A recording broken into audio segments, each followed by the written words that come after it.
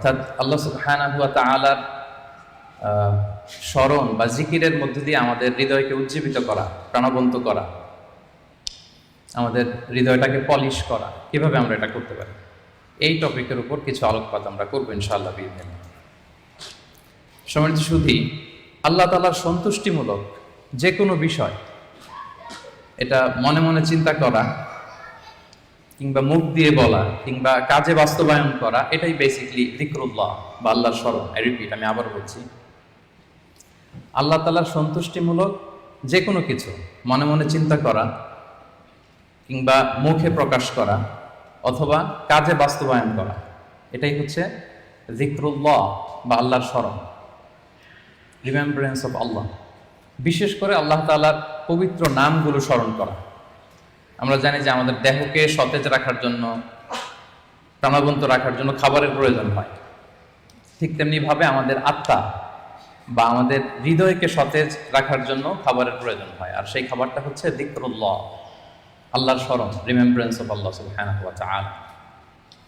এবং রাসূল সাল্লাল্লাহু আলাইহি ওয়াসাল্লাম বলেছেন যে আমাদের দেহের সবচাইতে দামি অঙ্গ হচ্ছে আমাদের এই কলব বা আমাদের হৃদয়। বিষ্ণু সাল্লাল্লাহু আলাইহি ওয়াসাল্লাম বলেন, ইন্না ফিল জাসাদি মুদগাহ ইযা সালুহাত সালুহাল জাসাদু কুল্লু ওয়া ইযা ফাসাদাত ফাসাদাল জাসাদু কুল্লু আলা ওয়া হিয়াল কলব। নিশ্চয়ই তোমাদের দেহে একটি গোশতের টুকরো আছে, এই গোশতের টুকরোটা যদি ভালো হয় পুরো দেহটা ভালো হয়, আর এটা যদি নষ্ট হয়ে যায় পুরো দেহটা নষ্ট হয়ে যায়, আর সেটা হচ্ছে কলব বা অন্তর বা হৃদয়। তো আমাদের হৃদয়ের প্রশান্তির জন্য, আমাদের হৃদয়টাকে পরিচ্ছন্ন রাখবার জন্য, আমাদের আত্মা বা কলবকে সজীব তরতাজা প্রাণবন্ত রাখার জন্য আল্লাহ তাআলা সবসময় আমাদেরকে তার পবিত্র নামগুলোকে স্মরণ করতে বলেছেন, তার জিকির করতে বলেছেন। এবং আল্লাহ সুবহানাহু ওয়া তাআলার এই বরকতময় নামের যে লজ্জাত, যে স্বাদ, এটার আনন্দ তুলনাহীন, পৃথিবীর কোনো কিছুর সাথে তুলনা হয় না। এবং যারা আল্লাহর নাম জপে, আল্লাহকে ডেকে এর তৃপ্তি পেয়েছেন, কেবলমাত্র তারাই এটা উপলব্ধি করতে পারেন, তারাই এটা ভেতর থেকে, অন্তর থেকে রিয়েলাইজ করতে পারেন। এবং আল্লাহ তাআলার নৈকট্য হাসিলের অন্যতম একটি মাধ্যম হচ্ছে এই যিকরুল্লাহ বা আল্লাহ তাআলার স্মরণ। এবং বেশি বেশি আল্লাহ তাআলাকে স্মরণ করার মধ্য দিয়ে আল্লাহ তাআলার সাথে আমাদের একটা গভীর অ্যাটাচমেন্ট তৈরি হয়, একটা সুসম্পর্ক তৈরি হয়। এজন্য আপনারা দেখবেন কোরআনের পরতে পরতে বিভিন্ন জায়গায় আল্লাহ সুবহানাহু ওয়া তাআলা তার জিকিরের কথা বলেছেন, তাকে স্মরণ করতে বলেছেন। যে আয়াতটি দিয়ে আমি শুরু করেছি, সূরা আহজাবের 41 এবং 42 নম্বর আয়াত, আল্লাহ তাআলা ইরশাদ করছেন, ইয়া আইয়ুহাল্লাযীনা আমানু যকুরুল্লাহা যিকরান কাসীরা ওয়া সাব্বিহুহু বুকরাতান ওয়া আসীলা। অর্থাৎ ওহে বিশ্বাসীরা, তোমরা বেশি বেশি আল্লাহর জিকির করো বা আল্লাহ তাআলাকে স্মরণ করো, আর সকাল সন্ধ্যা তার পবিত্রতা বা তার মহিমা ঘোষণা করো। বিভিন্ন আয়াতে একই কথা আল্লাহ তাআলা রিপিট করেছেন যে আমাকে বেশি বেশি স্মরণ করো, বেশি বেশি আমার জিকির করো, এবং সকাল সন্ধ্যা আমার পবিত্রতা এবং মহিমা তোমরা ঘোষণা করো। এবং বিষ্ণু ঈসা ইসলামও বিভিন্ন হাদিসে তিনি বলেছেন যে আলাইকুম বিযিকরিল্লাহ, তোমাদের উচিত বেশি বেশি আল্লাহ তাআলাকে স্মরণ করা। এক লোক রাসূল সাল্লাল্লাহু আলাইহি ওয়াসাল্লামকে বলল, ইয়া রাসূলুল্লাহ, ইন্না শারাইআল ইসলামি ক্বাদ কাসুরাত আলাইয়া, ইসলামের বিধান তো অনেক, তো এত বিধানের মধ্যে থেকে আমি কোনটা পালন করব? বা আখবিরনি বিশাইইন আতাশাব্বাসু বিহি, আপনি একটা আমাকে বলে দেন যেটা আমি আঁকড়ে ধরে থাকব, সবসময় করবো এটা, এরকম একটা বলেন। তখন রাসূল সাল্লাল্লাহু আলাইহি ওয়াসাল্লাম বললেন যে লা ইয়াযহালু লিসানুকা রাতাবান মিন যিকরিল্লাহ, তুমি যদি একটা সাজেশন চাও তাহলে আমি বলবো যে তোমার জিহ্বাটা যেন সবসময় আল্লাহর জিকিরে সিক্ত থাকে। সবসময় তোমার জিহ্বাকে, তোমার লিসানকে, তোমার জবানকে আল্লাহর জিকির দিয়ে তুমি সিক্ত রাখো। Always keep your tongue moist with the remembrance of Allah subhanahu wa ta'ala, আল্লাহর জিকিরে, আল্লাহর স্মরণে তোমার জিহ্বাটাকে সিক্ত রাখো। তো তার মানে কোরআনের এই আয়াত এবং রাসূল সাল্লাল্লাহু আলাইহি ওয়াসাল্লামের মুখনিসৃত এই হাদিস থেকে আমরা বুঝতে পারলাম যে আমাদের সবসময় আল্লাহ তাআলাকে খুব বেশি বেশি স্মরণ করা উচিত। এবং এই যে শব্দটা যিকরুল্লাহ বা আল্লাহর স্মরণ, এই জিকির শব্দটা কোরআনে বিভিন্ন অর্থে এসেছে। কখনো কখনো এটা সালাত অর্থে এসেছে, যেমন আল্লাহ তাআলা বলছেন, ইযা নুদিয়া লিস-সালাতি মিন ইয়াউমিল জুমআতি ফাসআউ ইলা যিকরিল্লাহ, জুমার আজান যখন হয় তখন তোমরা আল্লাহর জিকিরের দিকে ধাবিত হও। তো এখানে জিকির দ্বারা উদ্দেশ্য হচ্ছে জুমার সালাতের দিকে ধাবিত হও। আবার কখনো কখনো এই জিকির শব্দটা কোরআন অর্থে এসেছে। আল্লাহ তাআলা বলছেন, ইন্না নাহনু নাযালনা যিকরা ওয়া ইন্না লাহু লাহাফিযুন, নিশ্চয়ই আমি আল্লাহ তাআলা এই জিকিরকে নাজিল করেছি, এই জিকিরকে আমি সংরক্ষণ করব, এই জিকির দ্বারা উদ্দেশ্য হচ্ছে কোরআন, মানে আমি কোরআনকে নাজিল করেছি আর এই কোরআনকে আমি সংরক্ষণ করব। আবার কখনো এই জিকির আল্লাহর আইন বা আল্লাহর বিধান অর্থে কোরআনে এসেছে। আল্লাহ তাআলা বলছেন, ওয়ামান আ'রাদা আন যিকরি ফাইন্না লাহু মাঈশাতান দানকা। যে ব্যক্তি আমি আল্লাহর আইন বা বিধান থেকে মুখ ফিরিয়ে নেয়, তাকে আমি তার জীবনটাকে আমি কঠিন করে দেব, সংকীর্ণ জীবিকা আমি তাকে দান করব, এবং কিয়ামতের দিন ওয়া নাহশুরুহু ইয়াওমাল কিয়ামাতি আ'মা, তাকে অন্ধ করে আমি কিয়ামতের দিন উত্থিত করব। আবার কখনো কখনো এই জিকির শব্দটা কোরআনে ইলম বা নলেজ কে রিপ্রেজেন্ট করতে এসেছে। যেমন আল্লাহ তাআলা ইরশাদ করছেন, ফাসআলু আহলা যিকরি ইন কুনতুম লা তা'লামুন। তোমরা যদি কিছু না জানো তাহলে আহলে জিকিরকে জিজ্ঞেস করে জেনে নাও। তো এই আহলে জিকির দ্বারা উদ্দেশ্য কি? আহলুল ইলম, মানে যার কোরআন সুন্নাহর জ্ঞান আছে। আবার পাশাপাশি জিকির বলতে আল্লাহর স্মরণও বোঝায়, সিম্পলি আল্লাহ তাআলাকে স্মরণ করা, যেটা আমাদের আজকের টপিক, রিমেম্বারেন্স অফ আল্লাহ সুবহানাহু ওয়া তাআলা। যে আয়াতটা দিয়ে আমরা শুরু করেছিলাম যে ইয়া আইয়ুহাল্লাযীনা আমানু যকুরুল্লাহা যিকরান কাসীরা।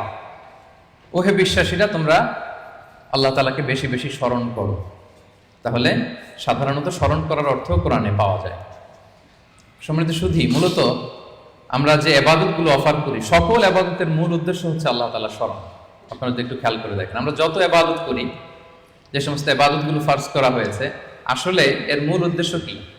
আল্লাহ তাআলাকে স্মরণ করা। আমরা যে সালাত করি, আসলে উদ্দেশ্য কি? আল্লাহর স্মরণ। আল্লাহ এটা বলেছেন, ওয়া আকিমিস সালাতা লিযিকরি ইন্নানি আনাল্লাহু লা ইলাহা ইল্লা আনা ফা'বুদনি ওয়া আকিমিস সালাতা লিযিকরি। মুসা আলাইহিস সালামকে আল্লাহ বললেন, আমি হচ্ছি আল্লাহ, আমি ছাড়া কোনো ইলাহ নেই, আর আমার স্মরণে সালাত কায়েম করো। তাহলে সালাতটা আমরা কায়েম করছি কার স্মরণে? বলুন সবাই, কার স্মরণে? আল্লাহর স্মরণে কায়েম করছি। আবার অনুরূপভাবে আমরা যে হজ আদায় করি, এই হজেরও মূল উদ্দেশ্য হচ্ছে আল্লাহ তাআলার স্মরণ। আল্লাহ তাআলা বলছেন, ফাইদা কাদাইতুম মানাসিকাকুম ফাযকুরুল্লাহা কাযিকরিকুম আবাআকুম আও আশাদ্দা যিকরা। তোমাদের হজের কার্যক্রম যখন শেষ হয়ে যায়, তখন আল্লাহ তাআলাকে ওইভাবে স্মরণ করো যেমনি জাহিলি যুগে তোমরা তোমাদের পূর্বপুরুষদের স্মরণ করতে, বা তার চেয়ে বেশি স্মরণ করো। তাহলে সালাতের উদ্দেশ্য আল্লাহকে স্মরণ, আমরা এই আয়াত থেকে পেলাম। হজের উদ্দেশ্য আল্লাহকে স্মরণ। সিয়ামের উদ্দেশ্যের দিকে যদি আমরা খেয়াল করি, সিয়ামের প্রাইম অবজেক্টিভ হচ্ছে লাআল্লাকুম তাত্তাকুন, যাতে করে তোমরা আল্লাহ সচেতন হতে পারো। অর্থাৎ এই অনুভূতি নিজের মধ্যে বিল্ড করতে পারো যে আমি যাই করি না কেন, কে দেখে? আল্লাহ সুবহানাহু ওয়া তাআলা দেখে। তার মানে আল্লাহ স্মরণ। তার মানে সালাত আদায় করি, উদ্দেশ্য আল্লাহ স্মরণ। হজ আদায় করি, এটার উদ্দেশ্য আল্লাহ স্মরণ। আমরা যে রমাদানে সিয়াম অফার করছি, এটার উদ্দেশ্য কিন্তু আল্লাহ স্মরণ। তাহলে সকল ইবাদতের মূল উদ্দেশ্য বেসিক্যালি আল্লাহ তাআলাকে স্মরণ করা। সম্মানিত উপস্থিতি, এই পর্যায়ে আমি এই যে আল্লাহকে স্মরণ করতে বারবার বলা হয়েছে কোরআনে, হাদিসে, এই স্মরণ করলে আমাদের লাভটা কি, কি বেনিফিট আছে? দ্য বেনিফিটস অফ যিকরুল্লাহ, আল্লাহ তাআলাকে বেশি বেশি স্মরণ করার কিছু বেনিফিটস আমি শেয়ার করতে চাই। আমি 10টি বেনিফিট শেয়ার করব খুব সংক্ষেপে। বেশি বেশি আল্লাহ তাআলাকে স্মরণ করা বা আল্লাহর জিকির করার যে বেনিফিটগুলো আছে, তার প্রথমটা হচ্ছে এর মধ্য দিয়ে আল্লাহ তাআলার সাথে আমাদের একটা স্পেশাল অ্যাটাচমেন্ট গড়ে ওঠে, একটা সুগভীর সম্পর্ক গড়ে ওঠে। এবং আপনি যে আপনার যে কোনো পরিস্থিতিতে আল্লাহর উপর তাওয়াক্কুল করেন, এটা প্রমাণিত হয়। You put you trust on Allah, you rely upon Allah. আপনার যে কোনো সিচুয়েশন আপনি আল্লাহকে স্মরণ করেন, তার মানে কি? আপনার তাওয়াক্কুল বা বিশ্বাস, আস্থার জায়গাটা কার উপরে? আল্লাহর উপরে। এটা প্রমাণিত হয়। এবং এর মধ্য দিয়ে আপনার একটা সাবমিসিভনেস প্রমাণ হয়, যে আপনি সবকিছু আল্লাহ তাআলার উপর সুপর্দ করে দেন। এবং এর ভেতর দিয়ে আল্লাহর সাথে একটা গভীর অ্যাটাচমেন্ট, একটা সম্পর্ক আমাদের গড়ে ওঠে। এটা হচ্ছে 1 নম্বর বেনিফিট, যিকরুল্লাহ। 2 নম্বর বেনিফিট হচ্ছে যারা বেশি বেশি আল্লাহকে স্মরণ করে, আল্লাহর জিকির করে, তাদের প্রতি আল্লাহ তাআলা আল্লাহর নেয়ামত আরো বাড়িয়ে দেন। আল্লাহর ব্লেসিংস, মার্সি, বাউন্টিজ, এগুলো আল্লাহ তাআলা আরো বাড়িয়ে দেন। কারণ বারবার আল্লাহকে স্মরণ করা মানে কি? এটা কাইন্ড অফ মানে আপনার গ্র্যাটিটিউড, আপনি আল্লাহর প্রতি কৃতজ্ঞতা প্রকাশ করছেন যে আল্লাহ তাআলা আপনাকে নেয়ামতে ধন্য করেছেন। বারবার আপনি তাকে স্মরণ রাখেন। বাংলা একটা কথা বলে, যার নুন খাও তার গুণ গাও।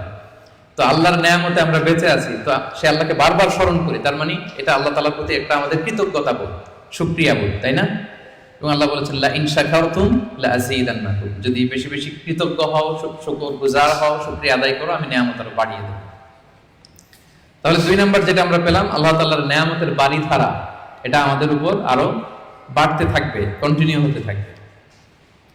3 নম্বর হচ্ছে, it protects you from the temptation of শয়তান এন্ড ইভিল আইস। শয়তানের টেম্পটেশন থেকে এই যিকরুল্লাহ আপনাকে রক্ষা করবে। আমরা হাদিসে পড়েছি যে শয়তান ইয়াজরি মাজরাদ দাম, শয়তানকে আল্লাহ এত পাওয়ার দিয়েছেন, রক্ত চলাচলের ওখানে শয়তান ঢুকেও আপনাকে প্রভোগ করতে পারে, টেম্পটেশন দেয়। সহিহ বুখারীতে এসেছে একটা তা'লিক হাদিস, বিষ্ণুই বলেন আশ-শাইতানু জাসিমুন আলা কলবি ইবনে আদম, শয়তান বনি আদমের কলবে অন্তরে খামচি মেরে বসে থাকে। ফাইদা যাকারাল্লাহ খানাসা, যখন বনি আদম আল্লাহর জিকির করে, আল্লাহকে স্মরণ করে, খানাসা শয়তান দৌড়ে পালায়। ওয়া ইযা গাফালা ওয়াসওয়াসা, আর যখনই আবার সে অন্যমনস্ক হয়, গাফিল হয়, শয়তান আবার এসে তাকে ধোঁকা দিতে থাকে। তাহলে সবসময় যদি আল্লাহর স্মরণের মধ্যে আমরা থাকি, শয়তানের টেম্পটেশন থেকে আমরা মুক্ত থাকবো। এবং এটা কেমন যেন it works like a fortress. আপনি একটা দুর্গের ভেতরে ঢুকে ওই দুর্গকে তালাবদ্ধ করে দিয়েছেন, ইউ আর প্রোটেক্টেড। হ্যাঁ, একটা শিল্ডের পেছনে আপনি আছেন, শয়তানের টেম্পটেশন আপনাকে ছুঁতে পারবে না, শয়তানের হাতছানি আপনাকে ছুঁতে পারবে না, আপনি প্রোটেক্টেড। তো সবসময় যদি আল্লাহ তাআলার জিকিরে, আল্লাহর স্মরণে থাকা যায়, তাহলে স্পেশাল প্রোটেকশন আল্লাহ তাআলার পক্ষ থেকে আমরা পাই। এটা হচ্ছে 3 নম্বর বেনিফিট। 4 নম্বর বেনিফিট হচ্ছে এই যিকরুল্লাহ বা আল্লাহ তাআলার স্মরণগুলো আপনার মিজানের পাল্লায় সেদিন অনেক উঁচু পাহাড় হয়ে দাঁড়াবে, মিজানের পাল্লাকে ভারী করবে। এর সপক্ষে ভুরি ভুরি হাদিস আছে, এতগুলো এখানে উল্লেখ করা সম্ভব না, একটা শুধু বলি। বিষ্ণু ইসলাম বলেন ওয়া সুবহানাল্লাহি ওয়াল হামদুলিল্লাহি তামলাআনি মা বাইনাস সামাই ওয়াল আরদ। আপনি যদি একবার সুবহানাল্লাহ পড়েন বা আলহামদুলিল্লাহ পড়েন, তাহলে আকাশ জমিনের মাঝখানে যত ফাঁকা জায়গা আছে পুরো জায়গাটাকে আল্লাহ তাআলা সওয়াব দিয়ে পরিপূর্ণ করে আপনার আমলনামে উঠিয়ে দিবেন। সুবহানাল্লাহ বিহামদিহি। তাহলে প্রত্যেকটা তাসবিহ উচ্চারণের মধ্য দিয়ে আমার আমলনামা বাড়তেছে, তাই না? আমার মিজানের পাল্লা সেটা ভারী হবে। ফামান সাকুলাত মাওয়াজিনুহু ফাহুয়া ফি ঈশাতির রাদিয়া। আর সেদিন যার মিজানের পাল্লা ভারী হবে, সে আনন্দে থাকবে, সুখে থাকবে, স্বচ্ছন্দ থাকবে, শেষ হাসিটা সেই হাসবে।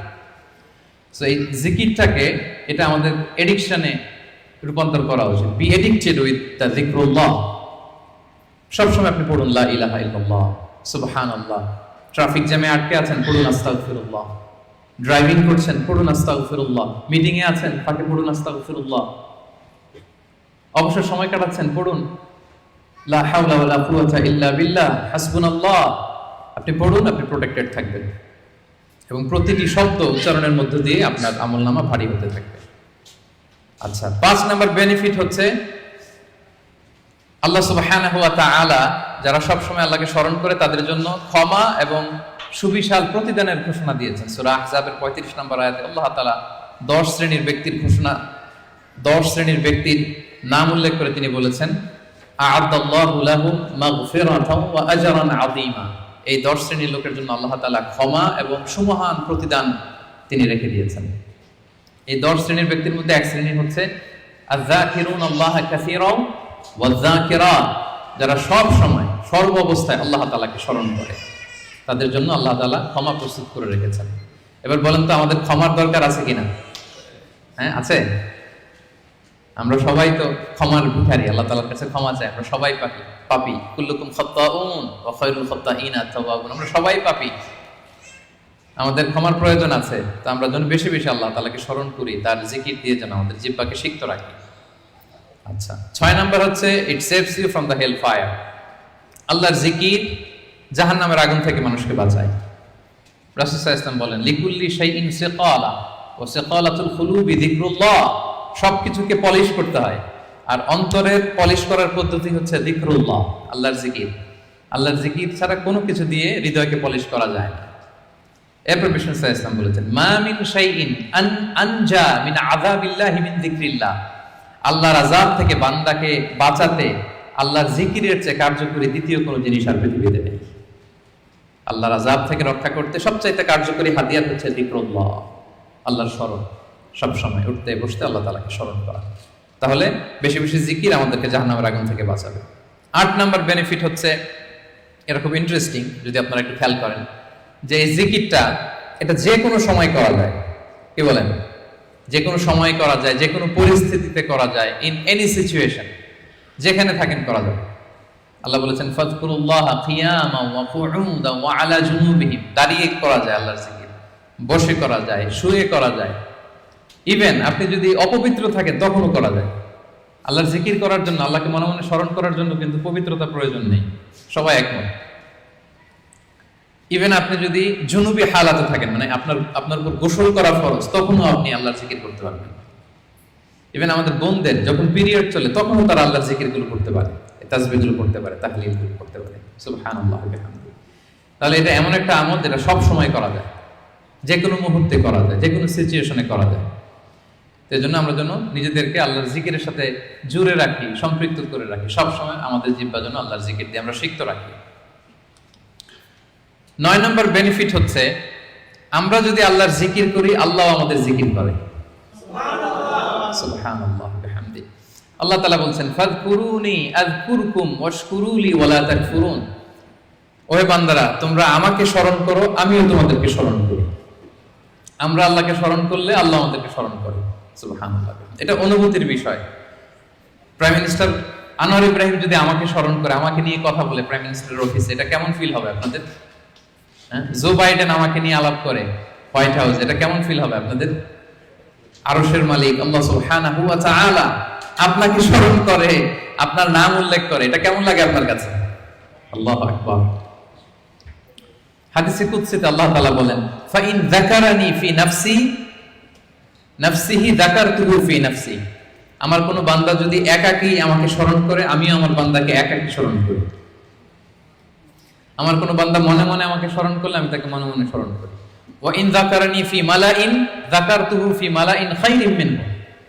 আর সামষ্টিকভাবে কোন বিশাল প্রোগ্রামে, গেট টুগেদারে যদি সবাই মিলে আমি আল্লাহকে স্মরণ করে, তাহলে আমি এর চেয়েও বড় গেট টুগেদার সাজিয়ে ফেরেশতাদেরকে নিয়ে সেখানে আমি আমার বান্দাকে স্মরণ করি।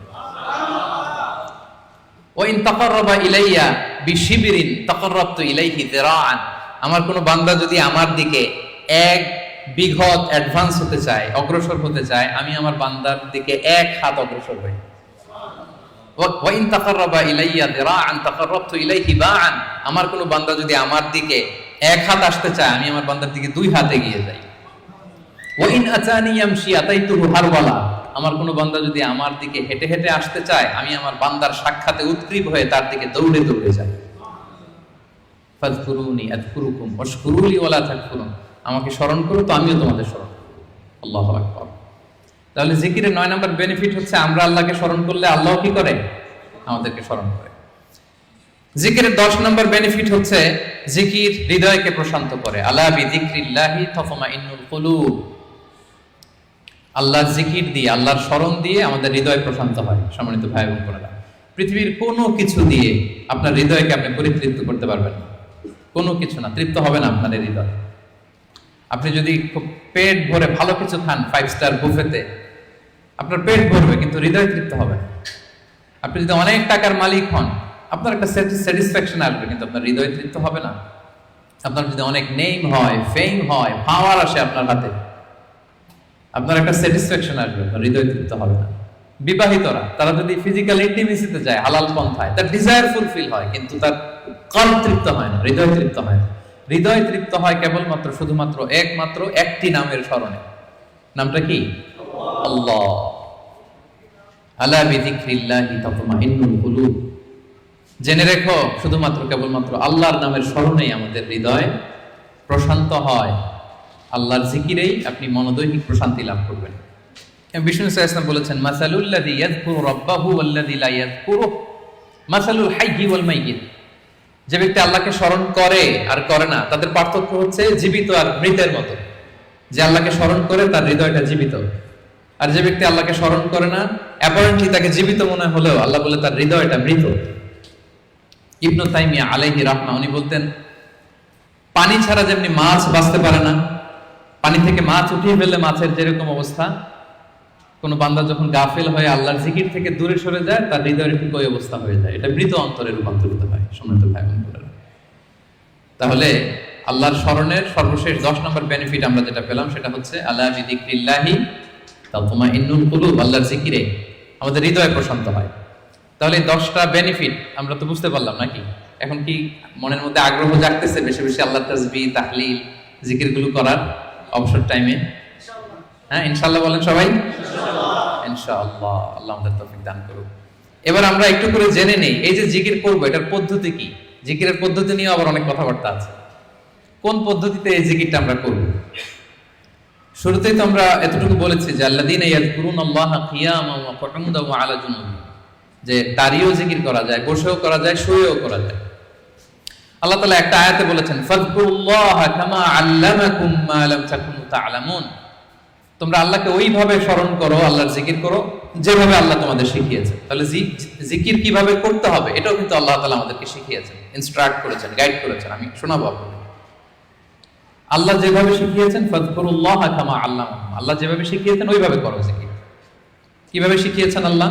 সূরাতুল আ'রাফের 205 নম্বর আয়াতে আল্লাহ তাআলা খুব এক্সপ্লিসিটলি তিনি জানিয়েছেন কিভাবে আল্লাহর জিকির করতে হবে। আল্লাহ তাআলা বলছেন ওয়াযকুর রাব্বাকা ফি নাফসিকা তাদাররুআন ওয়া খীফাতান ওয়া দুনাল জাহরি বিল কওলি বিল গুদুবি ওয়াল আসাল ওয়া লা তাকুন মিনাল গাফিলিন। সম্মানিত সুধী, খেয়াল করে শুনুন কিভাবে আল্লাহর জিকির করতে হবে। দেখেন আল্লাহ তাআলা কয়েকটা নির্দেশনা আমাদেরকে দিয়েছেন। নাম্বার 1, ওয়াযকুর রাব্বাকা, তোমার রবের জিকির করো। তার মানে জিকিরের মধ্যে কার নাম থাকতে হবে? কোন জিকিরে যদি আল্লাহর নাম না থাকে ওটা আল্লাহর জিকির হবে? বলেন। আপনি বাংলাদেশে অনেক জিকির দেখবেন যে এমন কিম্ভূত কিমাকার অদ্ভুত আওয়াজে জিকির করে যেখানে আল্লাহ তাআলার পবিত্র নাম খুঁজে পাওয়া যায়। এরকম জিকির আছে না? এটা কি কোরআন অনুযায়ী জিকির হলো? হয়। আল্লাহর নাম থাকতে হবে, 1 নম্বর শর্ত। এরপর আল্লাহ বললেন ফি নাফসিকা, জিকির করতে হবে মনে মনে। এভাবে মনে মনে জিকির করতে হবে, মনে মনে আল্লাহ তাআলাকে স্মরণ করা। এটা রেকমেন্ডেড, এটা বেশি ভালো। যদি আপনি আওয়াজ করে করতে পারবেন এটা জায়েজ আছে। 2 নম্বরে হচ্ছে তাদাররুআন, সবিনয়। আপনার একটা বিনীত ভাব থাকতে হবে জিকিরের মধ্যে।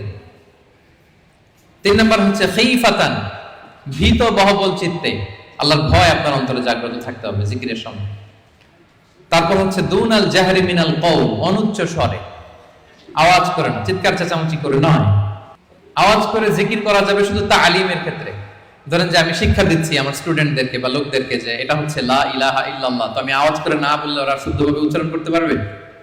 তালিমান তারবিয়াতান এটা জায়েজ আছে, কিন্তু বেসিক্যালি জিকির হবে ফি নাফসিক, মনে মনে। তাদাররুআন, সবিনয়ে। খীফাতান, ভীত বহবল চিত্তে। দুনাল জাহরি বিল কওল, অনুচ্চ স্বরে আল্লাহ তাআলাকে ডাকো।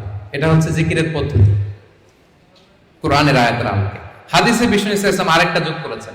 এক হাদিসে বিষ্ণু বলেন 7 শ্রেণীর ব্যক্তিকে আল্লাহ তাআলা কিয়ামতের দিন তার সুশীতল আরশের নিচে ছায়া দিবেন, যেদিন আল্লাহর দেয়া সেই ছায়া ছাড়া কোনো ছায়া থাকবে না।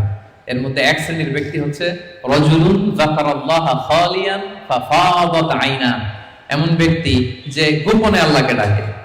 যাকারাল্লাহা খালিয়ান, বিষ্ণুকে আরেকটা জুড়ে দিয়েছেন খালিয়ান, গোপনে। গোপনে জিকির এটা আল্লাহ তাআলার কাছে বেশি পছন্দনীয়।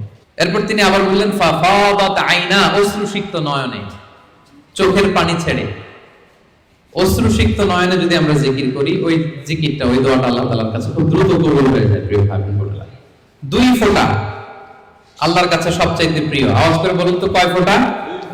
2 ফোঁটা। এক হচ্ছে জিহাদের ময়দানে মুজাহিদের গা বেয়ে রক্তের ফোঁটা। জিহাদের ময়দানে মুজাহিদের শরীর থেকে ঝরে পড়া রক্তের ফোঁটা আল্লাহর কাছে বড় প্রিয়। 2 নাম্বার হচ্ছে অনুতপ্ত বান্দার চোখের পানির ফোঁটা।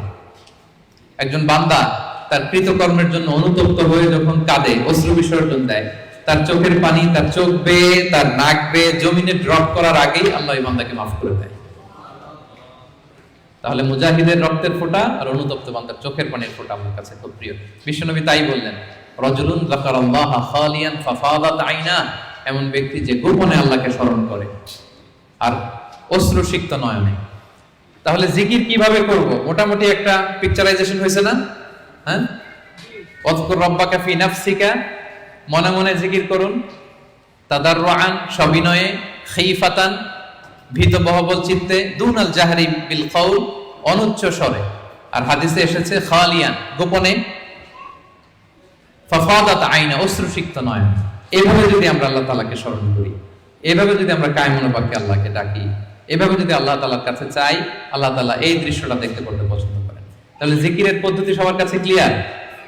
এর বাইরে যে লম্ফ জম্ফ দিয়ে অদ্ভুত কিম্ভূত কিমাকার আওয়াজ করে জিকির করলে এটা হবে? ওইটা কোরআন সুন্নাহর সাথে সাংঘর্ষিক হবে। এভাবে জিকির করা যাবে না। সুস্পষ্ট আল্লাহ তাআলার পবিত্র বরকতময় নাম বোঝা যেতে হবে এবং গোপনে, অনুচ্চ স্বরে, নীরবে আল্লাহ তাআলার নামকে জপতে হবে।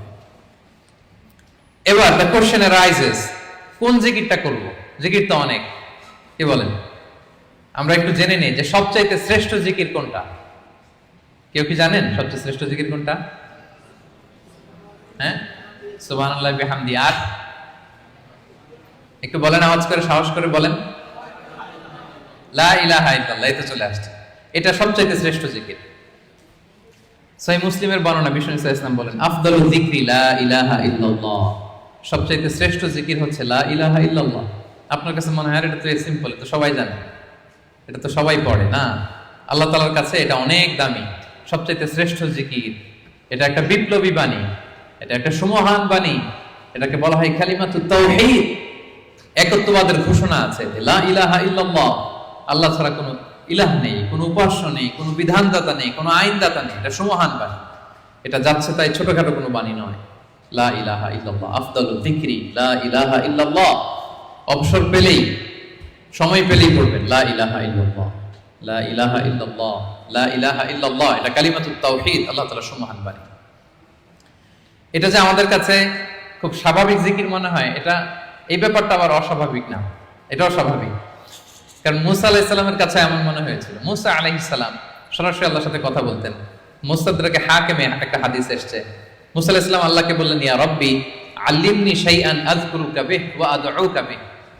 মুসা আলাইহিস সালাম আল্লাহকে বললেন, আল্লাহ আপনি আমাকে এমন একটা জিকির শিক্ষা দেন যে জিকিরটা দিয়ে আমি আপনাকে ডাকবো, আপনার কাছে চাইবো, এবং এটা আর কেউ জানবে না, আপনি আর আমি। তো আল্লাহ বললেন, ইয়া মুসা কুল লা ইলাহা ইল্লাল্লাহ। হে মুসা তুমি পড়ো লা ইলাহা ইল্লাল্লাহ। মুসা আলাইহিস সালাম বললেন, ইয়া রাব্বি কুল্লু ইবাদিকা ইয়াকুলু হাদা। হে আল্লাহ আপনার সব বান্দাই তো এটাই পড়ে, লা ইলাহা ইল্লাল্লাহ তো সবাই জপে, সবাই পড়ে। আমি তো স্পেশাল কিছু চেয়েছিলাম, ইন্নামা উরিদু শাইআন তাফুসুনি বি। আমি এমন কিছু চেয়েছি যেটা স্পেশাল, এটা এই নামে আমি ডাকবো আর আপনি জানবেন, আর কেউ জানবে না। স্পেশাল একটা জিকির আমাকে শিক্ষা দেন। তখন আল্লাহ তাআলা বললেন, ইয়া মুসা লাউ তাদাউ লা ইলাহা ইল্লাল্লাহ ফি কাফা। মুসা তুমি যদি লা ইলাহা ইল্লাল্লাহকে মিজানের এক পাল্লায় রাখো, ওয়া তাদাউস সামাওয়াতুস সাবউ ওয়াল আরাদিন ফি কাফা, আর সাত আকাশ আর সাত জমিন যদি আরেক পাল্লায় রাখো, লা রাজাহাত কাফাতু লা ইলাহা ইল্লাল্লাহ। মুসা মুহূর্তেই লা ইলাহার পাল্লাটা ভারী হয়ে যাবে। সুবহানাল্লাহ। এটা যেন তেন কোনো কালিমা নয়, এটা বিপ্লবী বাণী, এটা সুমহান বাণী। এখানে ওয়াননেস অফ গড, আমি যে এক, একক, অদ্বিতীয়, অতুলনীয়, ইউনিক, এটার ঘোষণা দেওয়া হয় লা ইলাহা ইল্লাল্লাহ। আল্লাহ ছাড়া কোনো ইলাহ নেই, আল্লাহ ছাড়া কোনো উপাস্য নেই। এটা সাধারণ কোনো বাণী নয়। তাহলে মুসা আলাইহিস সালামের মনে প্রশ্ন জেগেছিল এটা, যে আল্লাহ স্পেশাল দোয়া শিখান। আল্লাহ বললেন লা ইলাহা ইল্লাল্লাহ, উনি বললেন সবাই তো এটা পড়ে। তখন আল্লাহ বললেন এটা এত দামি, মিজানের এক পাল্লায় লা ইলাহা রাখলে, আরেক পাল্লায় সাত আকাশ সাত জমিন রাখলে লা ইলাহার পাল্লা ভারী হয়ে যাবে। তাহলে আমরা লা ইলাহা ইল্লাল্লাহ এটার জিকির বেশি বেশি করব, কি বলেন?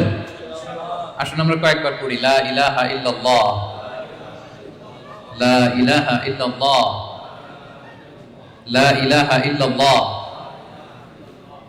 আরেকটা হাদিসে এসেছে, রাসূল সাল্লাল্লাহু আলাইহি ওয়াসাল্লাম বলেন, আহাব্বুল কালামি ইলাল্লাহি আরবা। আল্লাহর কাছে সবচেয়ে প্রিয় কথা চারটি।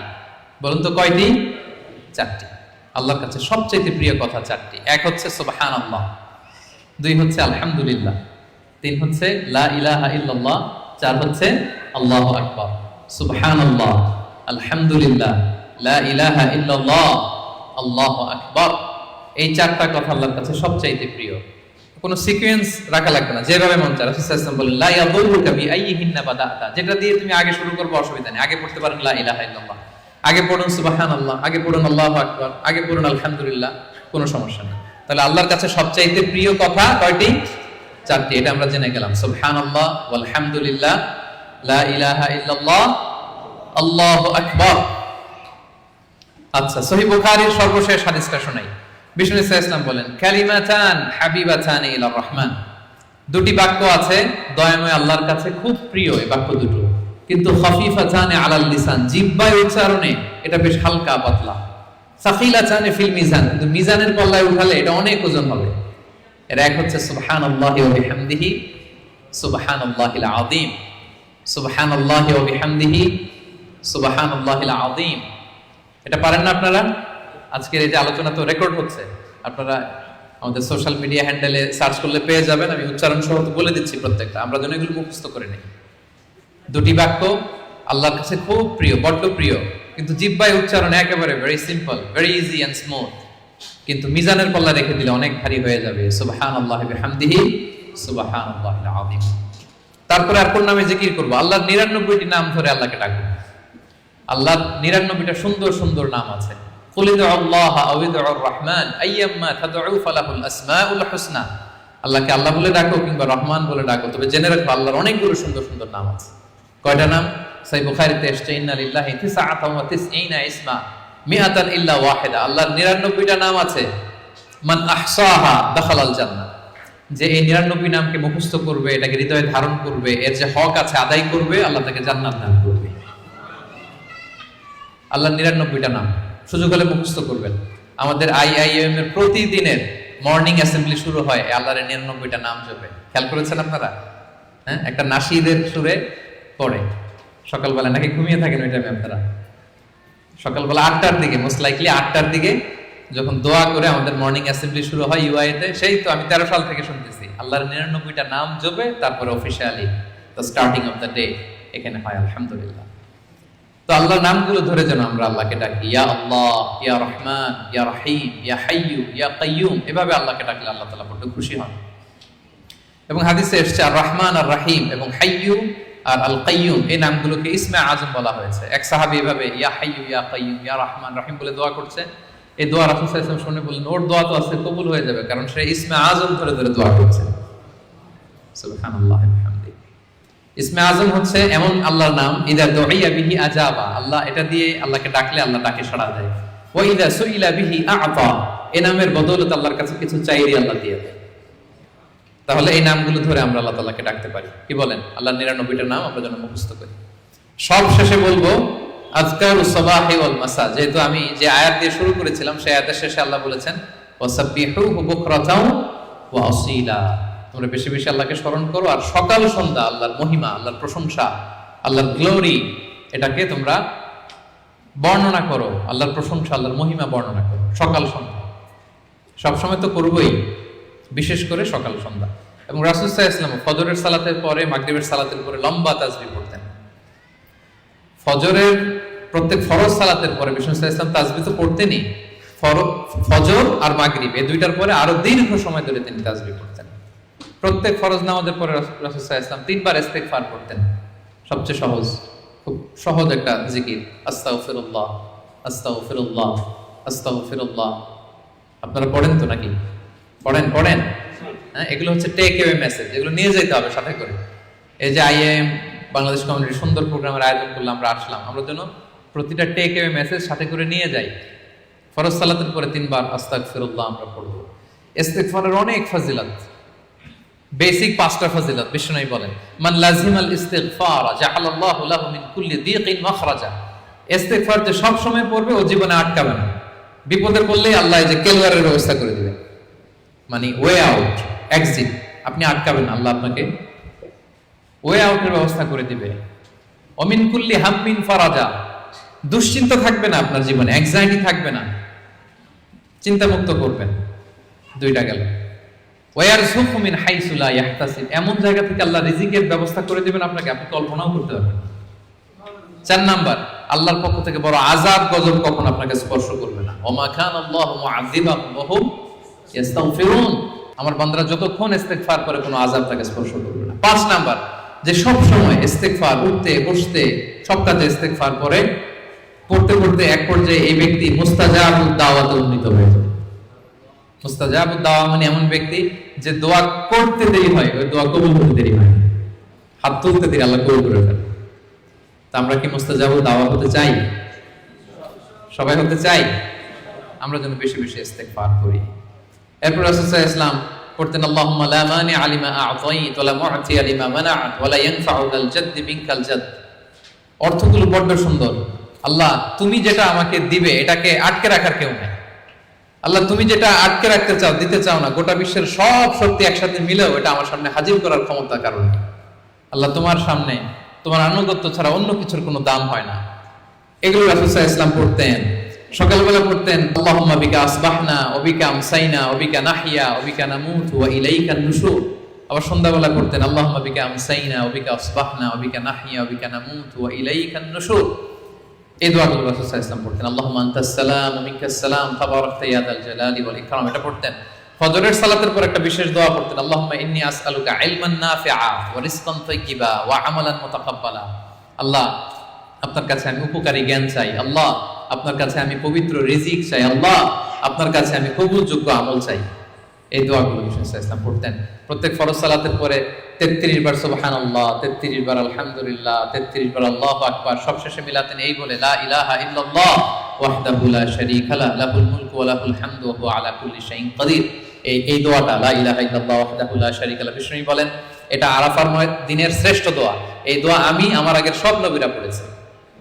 এই দোয়াটা যেন আমরা বেশি বেশি পড়ি। কত দোয়া যে বিষ্ণু সাল্লাল্লাহু আলাইহি ওয়াসাল্লাম করেছেন, প্রতিটা মুহূর্তে আল্লাহ তাআলার জিকির দিয়ে বিষ্ণু সাল্লাল্লাহু আলাইহি ওয়াসাল্লাম তার জিহ্বাকে সিক্ত রাখতেন। আমরা তো ঘুমের সময় পড়ি আল্লাহুম্মা বিসমিকা আমুতু ওয়া আহইয়া, বিষ্ণুনবী চমৎকার একটা দোয়া পড়তেন, আল্লাহুম্মা ইন্নী আসলামতু ওয়াজহি ইলাইক ওয়া ফাওয়াদতু আমরি ইলাইক ওয়া আলজাতু যাহরি ইলাইক রাগবাতান ওয়া রাহবাতান ইলাইক লা মালজা ওয়া লা মানজা ইল্লা ইলাইক, আল্লাহুম্মা আমানতু বিকিতাবিকাল্লাযী আনসালতা ওয়া নাবিয়্যিকাল্লাযী আরসালতা। হে আল্লাহ, আমি আমার নিজেকে তোমার কাছে পরিপূর্ণ সাবমিশন করে দিলাম। ঘুমোতে গেলে আমাদের পিঠ বিছানায় লাগে না, আল্লাহ আমার বিছানাকে তোমার কাছে আমি আশ্রয় রাখলাম। আল্লাহ, আমার নিজেকে আমি তোমার কাছে সুপর্দ করে দিলাম। কি সাবমিসিভনেস, কত চমৎকার ভাবে নিজেকে আল্লাহ তাআলার কাছে সঁপে দিতেন। আমরা পানি খাই, পানি খাওয়ার পরে বিষ্ণুনবী এত চমৎকার একটা দোয়া পড়তেন। তিনি পড়তেন আলহামদুলিল্লাহিল্লাযী জাআলা হাযাল মাআ আযবান ফুরাতান বিরাহমাতিহি ওয়া লাম ইয়াজআলহু মিলহান উজাজান লিযুনুবিনা। প্রশংসা সে আল্লাহ, যে আল্লাহ দয়া করে এই পানিটাকে সুইট ওয়াটার মানে সুমিষ্ট পানি বানিয়েছেন। আমরা যে পাপী, আমাদের পাপের কারণে এই পানিটাকে তিনি লবণাক্ত বানিয়ে দেন। চিন্তা করেন তো, এই যে মিনারেল ওয়াটারের বোতল খুলে তো ঘট ঘট করে ইফতারি করে ফেলি, পানি যদি মিষ্টি না হয়, লোনা পানি হতো, লবণাক্ত হতো, কি হতো আমাদের? আমরা কি কল্পনা করি? এই দোয়াগুলো বিষ্ণু সাল্লাল্লাহু আলাইহি ওয়াসাল্লাম সবসময় পড়তেন। সফরের সময় লম্বা দোয়া পড়তেন। অনেক দোয়ার লিস্ট আমি নিয়ে এসেছিলাম, এগুলো আপনারা অনলাইনে সার্চ করলেও পাবেন। আমাদের পুরো দিনটাকে, আমাদের পুরো রাতের সময়গুলোকে আমরা আল্লাহর জিকিরে কিন্তু এভাবে সাজাতে পারি। বিষ্ণু সাল্লাল্লাহু আলাইহি ওয়াসাল্লামের নির্দেশনা অনুযায়ী যেন আমরা আমাদের জিহ্বাটাকে আল্লাহর এই চমৎকার নামের জিকির দিয়ে যেন সিক্ত রাখি। আমরা যেন বেশি বেশি আল্লাহ তাআলার নাম জপে নিজেদেরকে শয়তানের প্রভোকেশন, টেম্পটেশন থেকে যেন আমরা প্রোটেক্টেড রাখি। আমরা যেন আমাদের সাথে আল্লাহর সম্পর্ককে আরো মজবুত করি।